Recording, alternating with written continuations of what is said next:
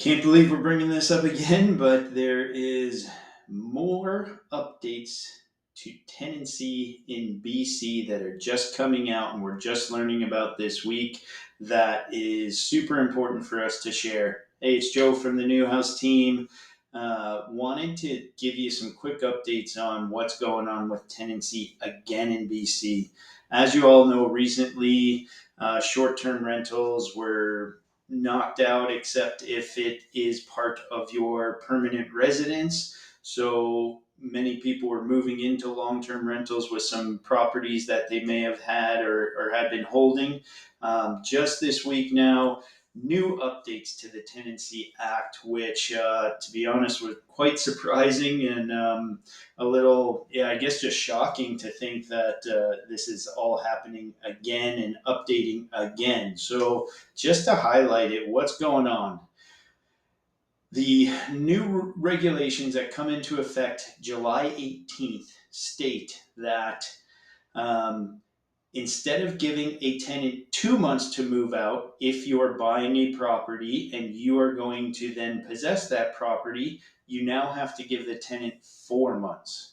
So a very long time there. Previously as well, as a new owner, if you took possession of a property that had a tenant, you had to occupy it for a minimum of 6 months before you did anything else with it. That has now changed to 1 year. So you have to occupy that property as the new owner for 12 months. One good thing that did come out of this, I will say, is that you've probably heard the news stories about tenant rent increases due to having children or bringing a children into the household or something like that. So that has now been removed. So a landlord cannot increase the rental rate based on someone having a baby, for example, which was happening in some of the bigger cities and stuff like that. So that's a good thing that came out of this. No increase for minors or even a child that has now grown up and is still living with the parents if the lease was signed prior while they were still a minor. But to the first 2 points, what does this mean? If you're buying or selling a property in BC, keep in mind these timelines. 4 months, 4 full months once the tenant has been notified. So right now we're at July 5th. If we were to get a deal on a property and go through all our subject removals and everything and have that notification into the seller by the end of this month, that tenant now has August, September, October, November.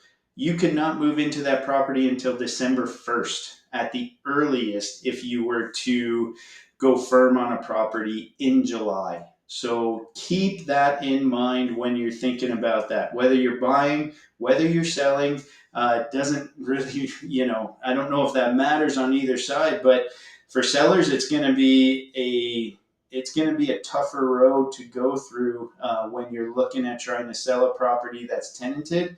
And of course, I must highlight right now that if you have a tenant that has a long-term lease, you cannot break that lease. The end of the term is the end of the term. We're just talking about month-to-month tenants right now. So any month-to-month tenant, no longer 2 months notification, must be 4 months that they get to stay there before they can move out. Things we can talk about to try and move that forward a little quicker, but get in touch with us. There's some ideas, some information that we can share with you, but very new things coming out that will impact, 100% will impact buyers and sellers of tenanted properties as of July 18th. So get in touch with us. Let us know if you have any questions and how we can help you move forward with that. Everybody have a great weekend. Thanks.